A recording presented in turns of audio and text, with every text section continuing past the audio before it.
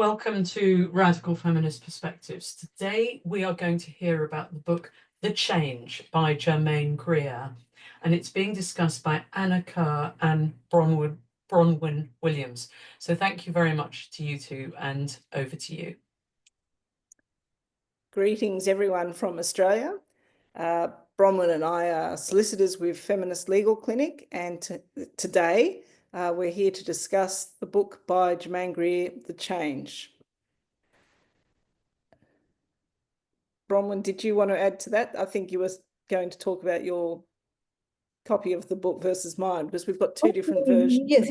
Anna has read the original, and I've read a updated Kindle version, which was the only one I could find at short notice, which was revised in 2016 and republished in 2018. So it's got some new statistical data and a little bit more information, a few more examples, basically, but otherwise it's largely unchanged.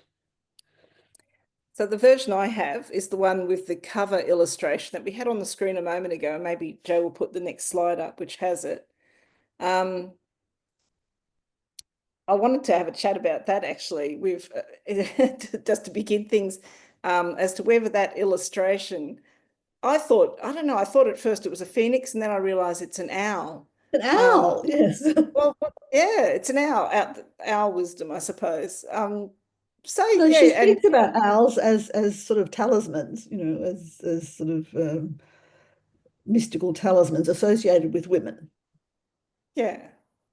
So that's the original cover from the 1991 version. But of course, the whole book's been updated and republished in 2018. So yeah. So the next slide, so I don't have in front of me. Yeah, just that Germaine Greer herself. I mean, in Australia, she's got a big reputation, but I think she's got a big reputation globally. I don't think people always realise, in Australia at least, just what a scholar she is, because she's got a reputation as a loudmouth. She always says the unpopular thing, and she gets a lot of attention for that. But having read a number of her books, the thing that strikes me is just the breadth of her knowledge, and the nature of her research is just awesome. And a book like this, I think it's difficult to do it justice. It's so dense with research into history and literature and medicine. And so, we're only going to be skimming over it. I can see I've got a typo there. It should say 2018.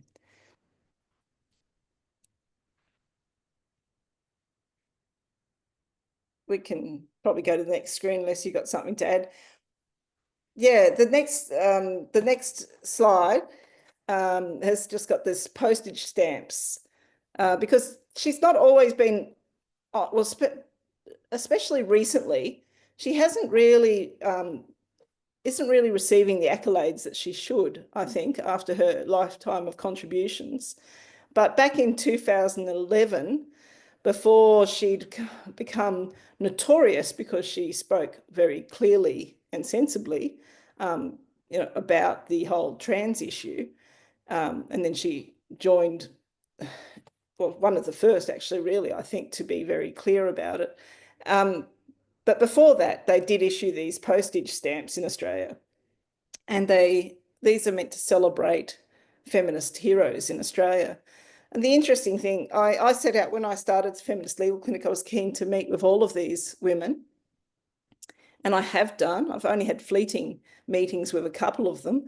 And one of them's Germaine Greer, who autographed my copy of The Female Eunuch. But the thing that strikes me about these four women, it's only Germaine Greer who has had the courage and intellectual integrity to speak out against gender identity ideology, and, to be firm in maintaining, that there's two sexes.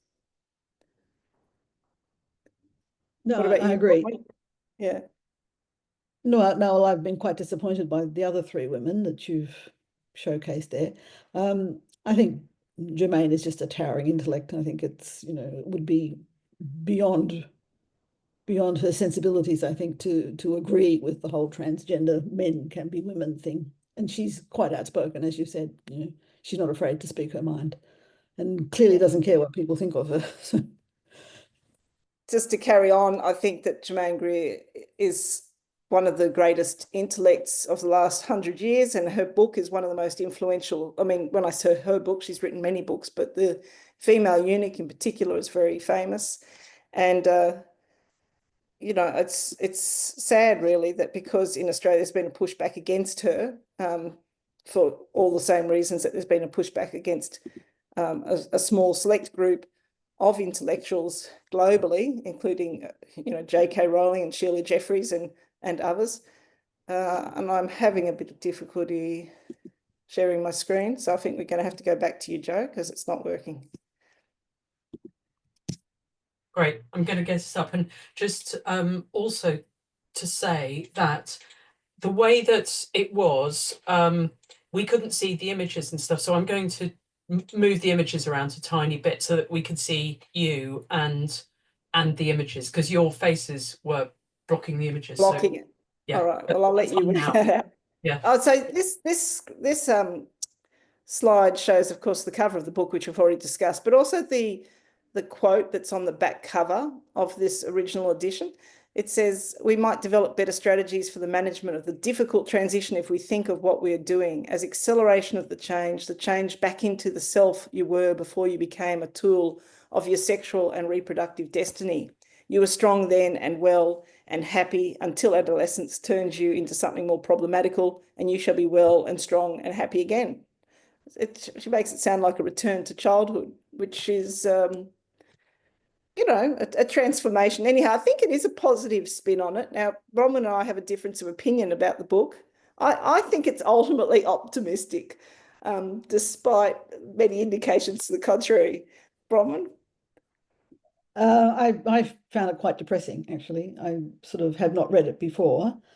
And apart from the sort of breadth of the research that she's clearly done, which is very entertaining and very informative, the underlying idea that sort of women are forced to accept what men expect of them, including, you know, sort of rejection, I suppose, once they're past their sexual prime, is very, very sad, and there's no way out of it. And nobody has made the effort to sort of investigate menopause adequately, either from a medical or a psychosocial perspective. And women are just left to muddle through, and Big Pharma, as we've mentioned, has just chucked a whole lot of drugs at them. And in previous times, before they invented hormone replacement therapy, various other horrendous so-called treatments, which are quite horrifying. Yeah. All just to sort of they've medicalized it, turned it into a disease condition. She also does say things that indicate that menopause is an escape hatch in itself. But anyhow, the next slide, we're going to go through with the slides the various chapters in the book. So the next slide hopefully says the undescribed experience, which matches up with the first chapter of her book. And in this, she talks about basically how a male perspective obviously has dominated all the literature on the subject of menopause. She refers to them as the masters of menopause, these men through history who've written about menopause, while women, in contrast, have been largely silent about it. And that's the introduction to the book. And from there on, she then combs through countless women's biographies and memoirs and anecdotes to illustrate, to find what there is about women's experiences of the climacteric. How does she say it? Climacteric. How do you say it? We should have looked that up before we started. No, I did. Some people say climacteric and others say climacteric. So it's sort of open to interpretation. The change. Let's just say the change. Let's just say the change. But then, of course, some women say there isn't much change. So the next chapter, she talks about the lack of any rite of passage. So she talks about how in some traditional Mediterranean societies, women of a certain age take all their clothes and dye them black, and also begin to wear black and cover their hair. And there's a quote from her here. Her black liberates her by allowing her to remain invisible as a kind of secular nun who is allowed to indulge in her, that should say own thoughts, not one thoughts, it's a typographical. I don't know. I thought that was a pretty positive spin on it. It's just like how people say wearing the hijab can be liberating because it liberates you from the male gaze. I suppose perhaps for women who are tortured by too much unwanted male attention, I can sort of see how that could be liberating, but overall, not convinced. If you're compelled by social convention to have to wear black all day and cover your hair, that doesn't sound super liberating to me. Yeah, what are your thoughts on that, Bronwyn?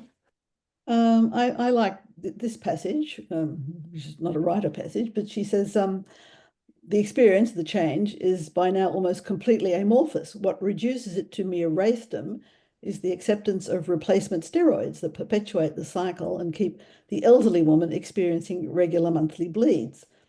Add to that the number of women who undergo hysterectomy and oophorectomy and therefore have a surgically induced menopause, and the picture becomes even more cloudy.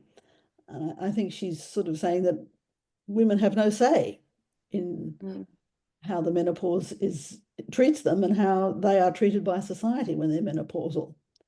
And she also relates it back to young women who, in reference to her sort of suggestion that perhaps women should be returned to the hormonal state they had before menstruation commenced.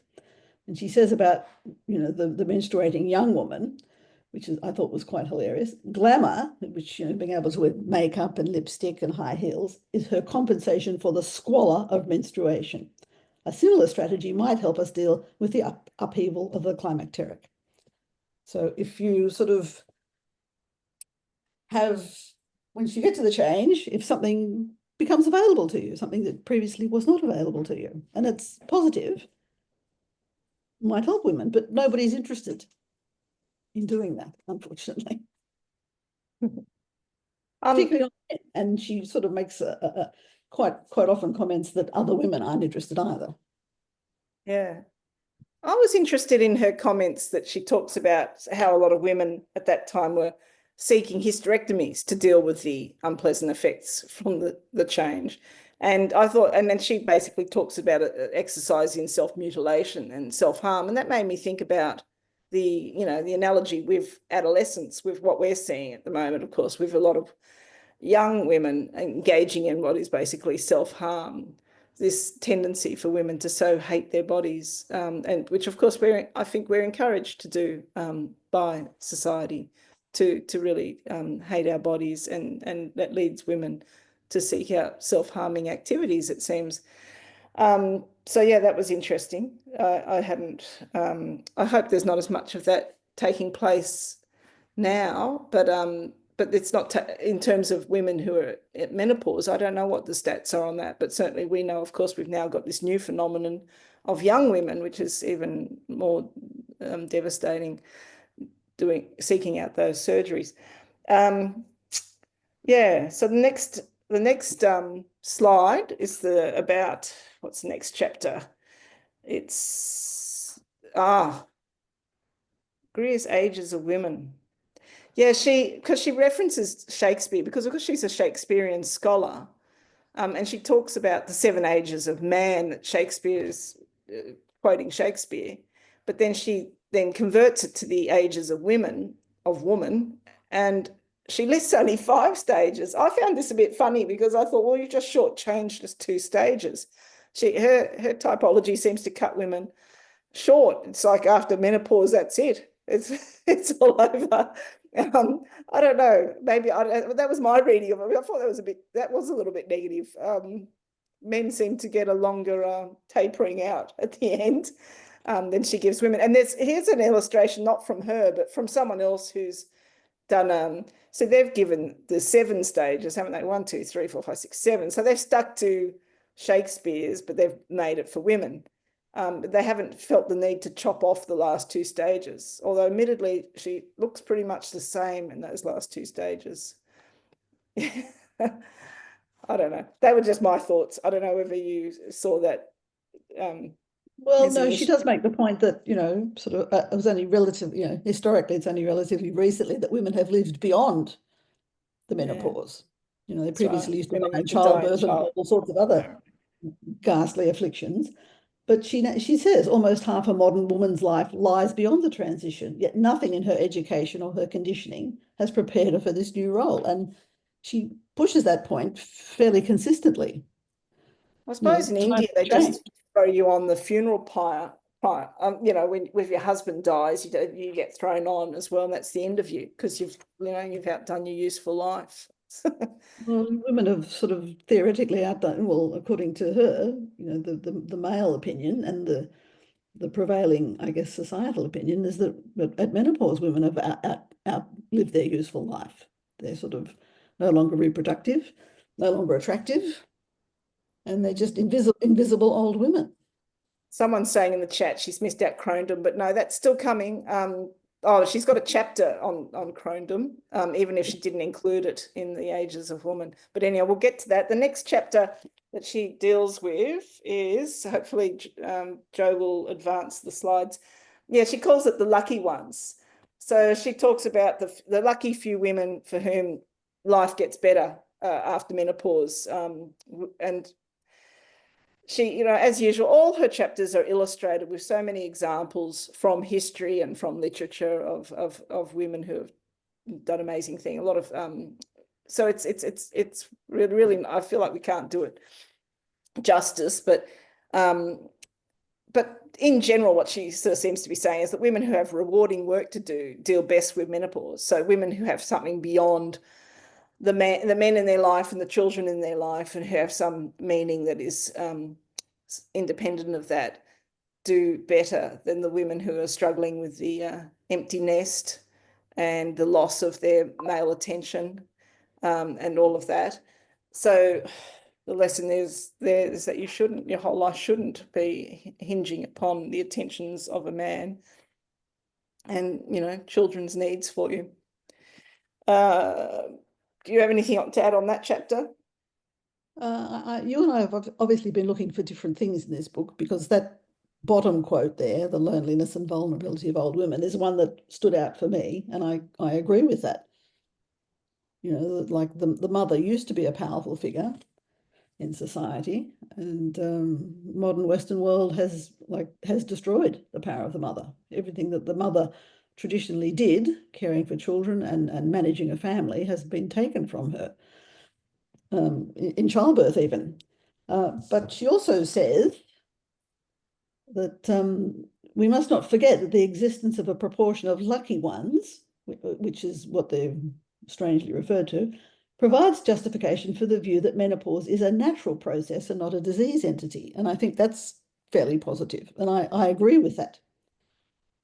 I think, the women who I don't think it's necessarily related to having a job or a position of authority. I think there are just some women who manage it.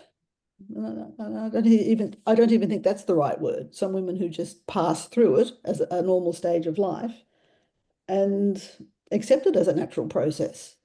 And not a disease. I think I agree. Yeah, I agree with you. I don't think it necessarily means that you're part of the male sort of workforce, that's where your meaning is. I think just that you have a meaning which is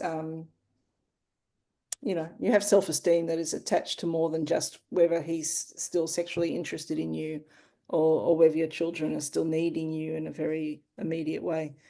So I don't think it needs but I think it's all, I mean, you're female, there are, if you have to, you need to accept that, there are certain things that go along with being female, menstruating, which is, and she says it's messy and ghastly, which it is, knocks young women for six and sort of completely spoils their teenage years. But you also understand that, eventually it will stop. And that's part of your life as well.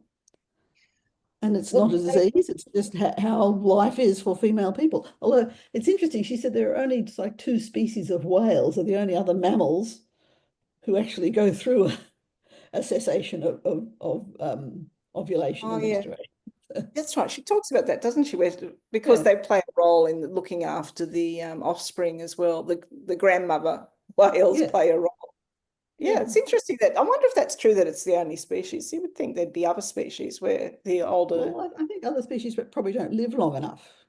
You know, she talks about other sort of smaller animals, you know, they sort of don't live a lot long enough to go through a period where they cease ovulating. So the next chapter is, sorry, the next chapter is the unlucky ones. Yeah. Now we've just sort of grabbed a few quotes that struck us. We've done this pretty quickly. These just struck me that she says, the woman who lashes out at menopause has found the breach in her self-discipline through which she may escape to liberty. And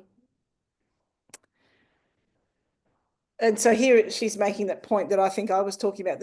Oh no, this one she's saying, the woman who relates primarily to her husband, whose husband relates with her primarily through sex without tenderness, is psychologically battered through her husband, has never struck her. Though her husband has never struck her, she has terrible internal bruising. So there's more and more she's really saying menopause provides an escape from basically very unhappy arrangement in a heterosexual marriage. And then finally, the woman who imagined that the solution to the complex of problems they must surmount during the climacteric can be supplied by the medical establishment have historically turned out to be the unluckiest of all. In other words, I think she's saying HRT is not going to cure what is a systemic problem in our, you know, relationships and our structure of society. I think she sort of, and she elaborates on this later, that, you know, an older woman who's still having periods is still an old woman. And just by that very reason becomes unattractive to men, both old men and young men. Someone's saying in the comments, I'm finding this all connected to heterosexuality. I think a lot of it is. I think a lot of the book is it is, yeah. does relate primarily to heterosexuality. In terms of, do you think there's much reference in the book to women who are in lesbian relationships? Yeah, she does mention them. She says some women retreat and find sort of pleasure and satisfaction in lesbian relationships after being in heterosexual relationships. Oh, she does address that particular sort of scenario, but probably, yes, she's sort of, because she's relating the oppression of women at menopause to the patriarchy, she has to focus on heterosexual relationships because that's where women suffer the most. The book is a critique of heterosexual relationships. Pretty much, yeah. So I think, which is an interesting question, whether lesbian women have the same experience with menopause or whether they have a less traumatic one. That's an interesting question. I don't know whether she addresses that. I don't think she does. Well, no, she recounts a number of historical examples of women who found, like I said, found comfort and happiness in lesbian relationships, post heterosexual relationships. So I think she does sort of perceive that as being a solution of sorts. Yeah, I think that's the point that that Greer is making, that the loss of sexual attractiveness to men and usefulness to them can be very distressing to heterosexual women.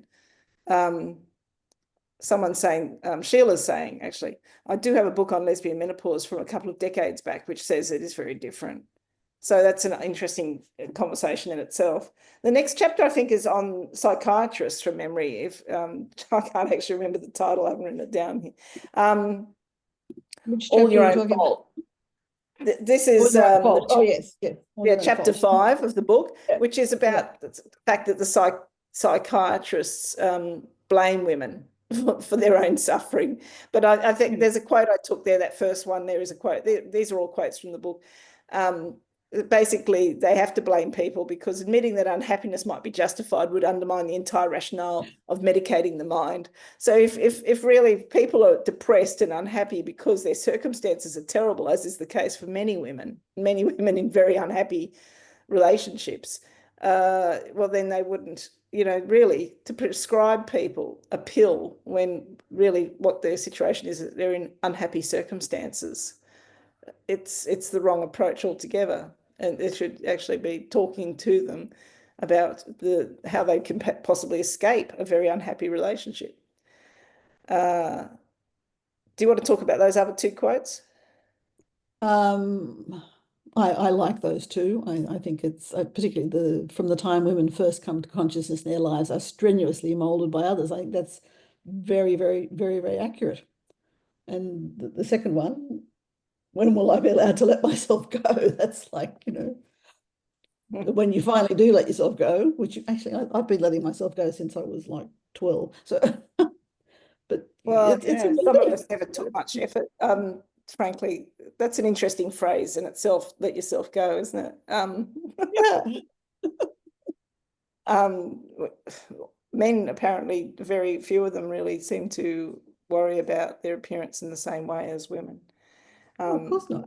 Well, that's why there's Well, maybe a that's changing. I know that it's a bit different. I don't necessarily think it's a good thing that it's changing, frankly, that men are now starting to do some of the same things that women have been doing for a long time. As we've seen, sometimes it gets to a point where it's frankly a fetish. So the next chapter, let me see what's that one? the unavoidable consequences. Yeah. All right. So I thought that she sounds a bit like she's blaming women as well, a bit like the psychiatrist that she's critiquing. She sort of it's a bit like, I mean, it's not really critiquing. She's just explaining that women suffer from menopause. We suffer with it because of these expectations that we have, that the conditioning that we have about what makes for happiness. So if you have those ideas, then you if you feel that you have to be beautiful to be attractive to get the attention of men, if that's essential to happiness, well, obviously you're going to have a great deal of regret and sadness when that changes, and you may resort to cosmetic surgery, which she dismisses as a benefit to women who have very low self-esteem, which is pretty accurate, really. You could say that about a lot of things. She probably means women who for some reason have what's the best way to say this? Some physical disability, that is sort of affecting their appearance, which happens. No, I think she's just talking about how women resort to facelifts and Botox. Oh, okay. I mean, Botox is becoming so. And I mean, that's what I'm thinking. My understanding is she's just talking about what a lot of women do to try to stop themselves from visibly aging, which means that because they put so much value on their appearance, and because they don't really think that anyone's going to value them once their looks have deteriorated. Aged, not deteriorated, they've just aged. They think that once they look their age, that's a. So anyhow, made me think of Shakespeare. It's nothing either good or bad, but thinking makes it so, because everything, like, for instance, I do agree with her about the nocturnal wakefulness. I know a lot of women suffer from that. I started suffering from that before I even knew to expect menopause, because we have so little education about menopause that I didn't even know that I was at the time of life to expect menopause, because no one tells you. And so when I've started having nocturnal wakefulness, I mentioned it to a friend who said, oh, that's because you're going through perimenopause. This was some years ago.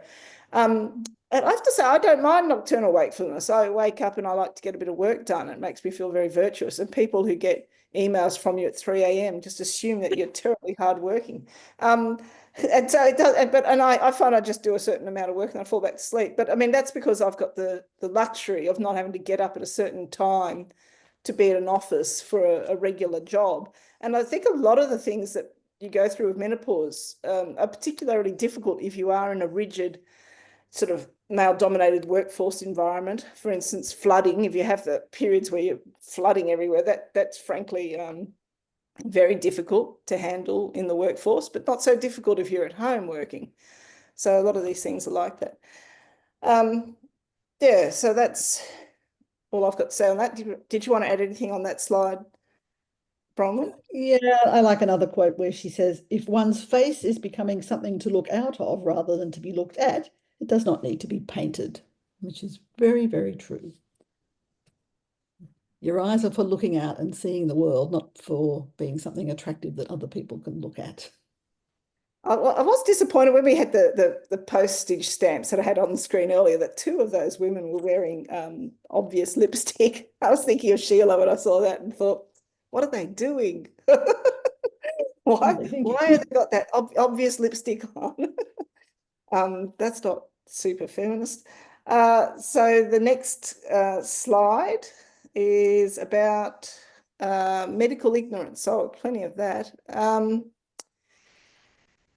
Well, this is a topic that's actually been a bit more in the news recently about the fact that all our medical science is based on men. I mean, a lot of the research that they've done it using male bodies. And I think that's recent, just in the last few years, there's been a bit more acknowledgement of that. But Germaine Greer was saying it when she wrote this book back in 91, that they just study women as though they're exactly the same as a man, frankly, with a reproductive system installed in it. So she's been saying that for a long time.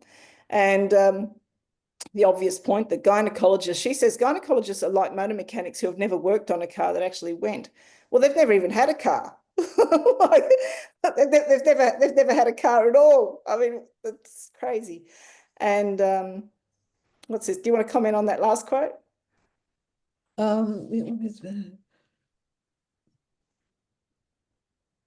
Yes, I like that one. I completely agree with that. But, you know, who's going to bother about investigating these? It is psychopathology that motivates, you know, doctors to destroy female organs and say, this will fix you. And patients say, oh, yes, take them away. This will fix me. You know, remove my uterus, remove my fallopian tubes, remove my ovaries, and I'll be great. And it's a complete delusion on both sides. And you sort of wonder, I mean, okay, women are sort of have been conditioned to believe that that's the case, that this will help them, but what's with the men? Like, why are they so intent? You have to sort of think about, you know, it's fear of women's reproductive capacity, and they'll use any excuse to take it away from them. Yeah. Because someone's saying in the chat, not all gynecologists are men, but it's a profession that's been very dominated by males. It might be changing now, but that'd be a very recent thing. Obstetrics and gynecology were one of the most male-dominated areas of the medical profession, which is the opposite from what you'd expect, really. If you I used to wonder, because I had a male obstetrician for my first baby and my last one. I had a woman for the others, and she was wonderful. Like, she was just brilliant. But these two men, they were nice men, and they were very kind and everything. But I used to think, what the fuck do they know? Like, you know, they're just, it's all hearsay for them. They're all sort of doing it all as, it's all third hand. They have no idea, no first-hand experience. It just struck me as quite strange, you know. Some of the comments, one person saying they do enjoy the invisibility to men, like a superpower, no longer being influenced by pesky hormones. I find being out on the other side liberating. So there you go. So for some women, it is great, and other women experience it as distressing. But I think Germaine Greer is talking about, I think that's why she admires the women in black. In fact, she describes wearing black and the shawl over her head in the Mediterranean because it did keep away those pesky men. Some of us haven't been bothered by pesky men much, but Germaine Greer, who was considered quite a beauty in the day, would have had a lot of that attention. Yeah, I was thinking about that. A lot of this is about regret, a regret about loss of your beauty and your ability to attract men, and maybe regret about not having children for women like Germaine Greer herself, who didn't have children despite wanting them. And so I think, you know, your situation is different. For instance, if like myself, you've had plenty of children and you never had any great attraction for men, so then you don't really have that level of regret. Someone was saying male gynecologists fell into two categories when I was training, either misogynist or patronizing to women.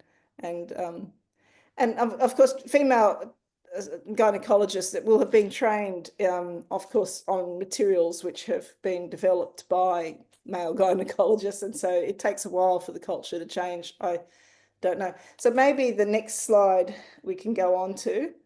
Let me see, we must be up to, well, Chapter 8, the treatments. The treatments. All right. So now she starts talking about the treatments. I think this might be one of the reasons I wanted to learn about hormone replacement therapy.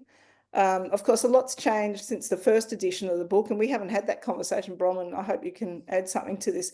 Certainly when she wrote this book, she reports how a large number, half of the postmenopausal population were using hormone replacement therapy in 1963 to 1973. And then I think there was some research, and it came out that there was an increase of up to 10% in cancer. And overnight, the market for HRT just dropped very dramatically. I think it's around then they decided to work out how they could market those same hormones to children instead. I don't know if she goes into that. I don't think she gets into that, does she? But not in this book. No, but even at the time it was reviewed, the whole sort of gender affirming medical establishment really wasn't as sort of predominant as it is now. Well, 2018. But now you can sort of say, well, now you can say, like, you know, HRT is now being marketed, yes, to young people who want to change their sex. Well, and now they've started marketing it again to women in a very big way. I see so much publicity now to get women to go on HRT, and I know a lot of women are. I gather it's been reformulated, and someone's saying in the chat that the research has been challenged, and someone's saying it's very good for your brain health. I keep reading conflicting things on this, and I'm really sorry that we couldn't get Elaine. Elaine was meant to join us for this talk. That was the original plan, but we couldn't get Elaine, who's a health professional, to join us, unfortunately. So I don't think I'm going to wade in with an opinion on that, other than to say that I've heard conflicting things, but certainly there's a very big push in the media to encourage women to go on HRT. I have to confess that I'm quite suspicious of anything by now that has the pharmaceutical companies profiting from it. So it's complicated. I myself haven't tried it. Now, Greer herself, she was against it, obviously, when she wrote this book, largely against it. But then she herself did take it when she was 60 years old. So I think she wrote this book when she was in her early 50s. And some years later, she was in a new relationship and she had a go at taking HRT. But I think she didn't really want to advertise that fact, although she says that it can help with sex. So she conceded there was some advantage from it. And now the latest thing I hear, of course, is that women are having trouble accessing it because there's competition for those hormones from a younger market, which I think we all know about. So yeah. So a younger market is going to need it for a lot longer. Yes. Yeah, like lifelong patients, exactly. So maybe we go to the next slide. Oh no, I liked one. Oh, you want to say more about this? Just one quote where she says, to ask for more rational approaches to women's health is to cry for the moon. And I think she's right. I think, you know, like the comments are saying, it's just nobody knows what to believe about HRT anymore. I think instinctively taking synthetic hormones is probably not a good idea, just bottom line. But there's no rational approach to it. It's all marketing, and it's preying on young gender dysphoric children and unhappy older women as well. I think maybe this is the problem of having a pharmaceutical industry. This is the problem with capitalism, and it doesn't, things like this, it's hard to get at the truth when there's a financial motive involved. So it's very difficult to know, are they telling us to take this because it really is the right thing, or are they telling us this because they want to sell lots of hormones and make lots of money? I think we know the answer to that. Yeah, well, there's reason to be suspicious, so it makes it difficult to know what the truth is. Someone's talking about how estrogen and progesterone are the natural balance of the women's cycle. Yeah, but is it the right to interfere with that naturally? Is there a need to do something artificial? Yeah.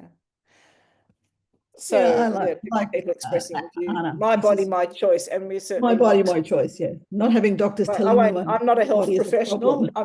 I'm not going there. Okay, next slide. This one talks about the more traditional remedies like the herbal cures, and she goes through this in great detail. But again, she says there hasn't been a systematic discussion, even in those kind of materials about women's diseases. Well, she also says because they're not drugs, they're marketed as dietary supplements and not subjected to the same controls that drugs are. So nobody knows for sure how those work. And then this last quote, I think this is a bit negative about women. She says, no matter how grisly the procedure, there was never any shortage of middle-aged ladies delighted to discover that their womb was the cause of their woes and prepared not only to undergo torture by uterine sound, curette, and by electrified rod, but to pay through the nose for the privilege. I think that's a bit unkind. No doubt it's true for a certain number of women, but there'd be other women who maybe are under certain types of pressure. I mean, and a lot of, as we know, women often, when they consult doctors, feel obliged to act on their advice. We find, as we've seen with some of the things that are happening around us, that it's actually a minority of women who feel that they can counter the authority of the medical establishment and say, no, I'm not going to do that. Not for me, not for my children.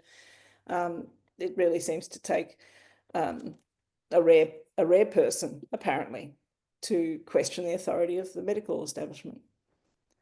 I was astounded that there were women back in the day who were prepared to have radium rods inserted into their vaginas and sort of rooting around in there. Like, did that seem like a good idea? Seriously, but they did. And Jo Brew has coined a new terminology. HRT is a menopause blocker. So seems to be the case. All right.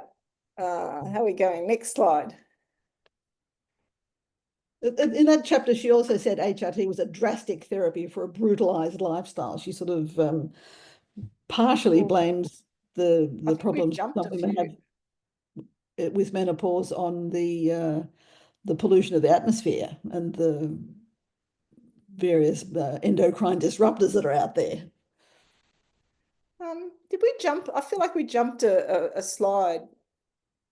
Yeah, misery. You missed chapter 11. Okay, there you go. Or the one before it. Anyhow, never mind. I thought there was one more about treatment. Maybe Jo's looking at the time and thinking we need to hurry up. Yeah, there was one before. There was a quote on. There's a masturbation quote, which is really good. Oh, this one. I wanted you. That's right. I wanted you to talk about the pink paddling. Maybe that's why Jo jumped. She didn't want to hear about the pink paddling. It was just an error. It was an error. It says one online advisor, this is, people sort of commenting on menopause, recommends masturbation, claiming that in inverted commas, paddling the pink canoe can help with menopausal symptoms by preventing vaginal narrowing, helping to promote lubrication and facilitating desire. I have never heard that expression before. It's wonderful, isn't it? Yeah, and I spent a bit of time looking for a pink canoe, and I think this is by Monet. It's one of the Impressionist artists, anyhow. So, all right, we better jump to the next slide. Okay. I think we've covered everything else in that slide. Yeah. I think we're up to misery. I mean, this brings us to this topic of our debate. Is this a positive book, an optimistic book, or is this a very negative, depressing book? And certainly chapters like misery and grief maybe add some support to your view that it's a very negative book. I think it's hard to argue with what she's saying, that the combination of ageism and sexism in our society is what makes menopause utterly negative. I think that really is the crux of it. Yeah, and that menopause and aging, that's, obviously inextricably linked. So yes, going through menopause does make you confront the fact that you are getting older and heading towards death, the antechamber of death, I think she refers to it at one stage. It Okay. also rails against the fact that the medical establishment has never, for several centuries now, never bothered to really sort of set about teasing out what's attributable to aging and what's attributable to the menopause. And that is the big problem. Like, obviously, clearly aging has its own effects that are quite separate, from the cessation of menstruation and ovarian function. And if Well, it's great. Go on. No, sorry, I shouldn't have cut you off. No, someone's saying in the chat, they're saying the pink paddling works for them and they're in their 80s. So that's great feedback from the audience. So look, I think it makes a lot of sense to me, frankly. If you want something to keep working, you need to keep using it in one way or another. 102 women here today. Oh, that's a good audience. Okay, next slide, I think.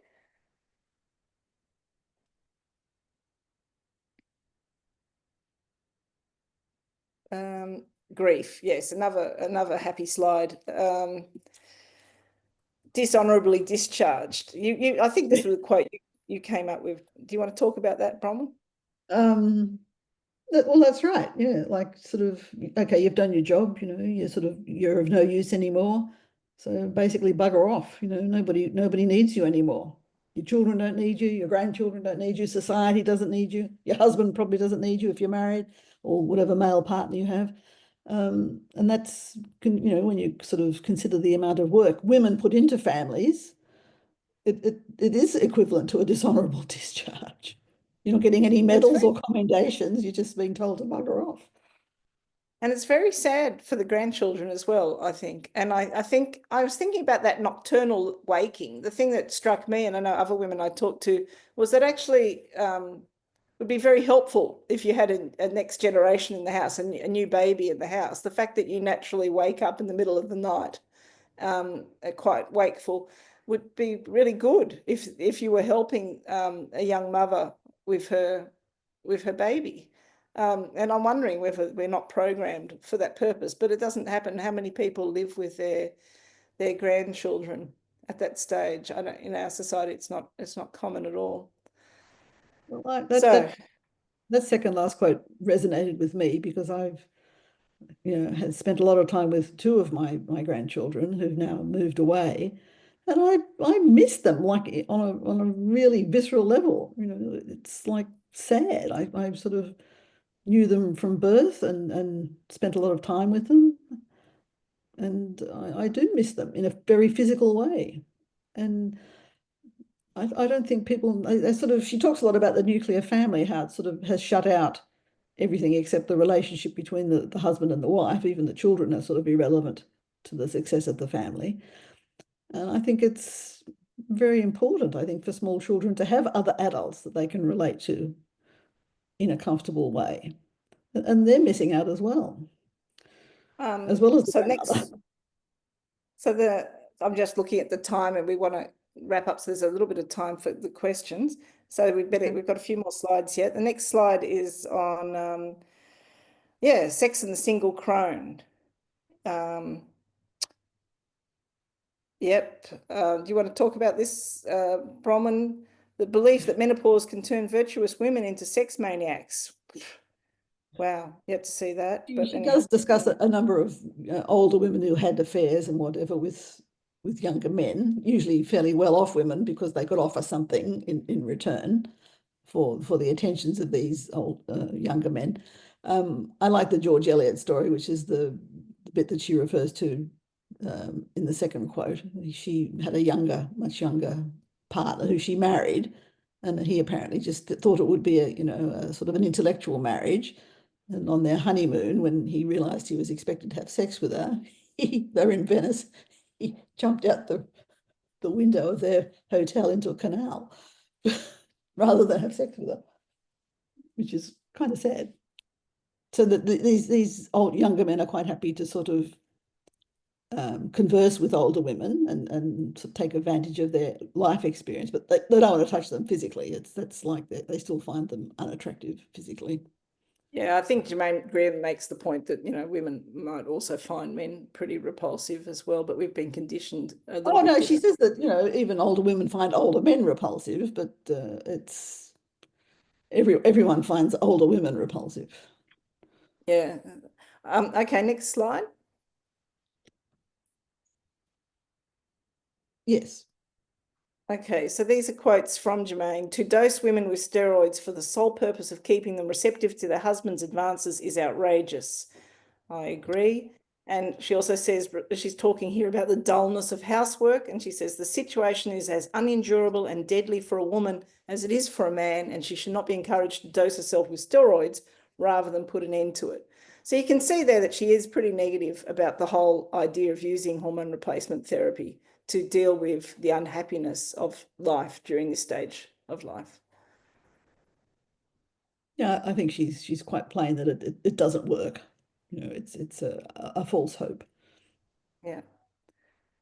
Okay. That's a picture, by the way, of Katharina von Bora. I just Googled to get an image of an aged wife, and she came up, and she was actually the wife of Martin Luther and died at 53. So it's interesting that they came up. Next slide, I think. Okay, so then she talks about the few women who managed to hold their appeal for men. And she goes through a lot of historical figures. I have to say it was really educational, but I wish I was a little bit for instance, Ninon, I had not heard of this person in history. And there were many, many others that she talks about in great detail, who influenced, famous kings and public figures. And I have to say that I didn't have a lot of that history. What about you, Bronwyn? Were you familiar with all those characters? No, I wasn't, but I think the underlying theme was that they were women who were charming and witty and cultured and educated and were desired for that reason, not for their physical attributes. Exactly. Yeah.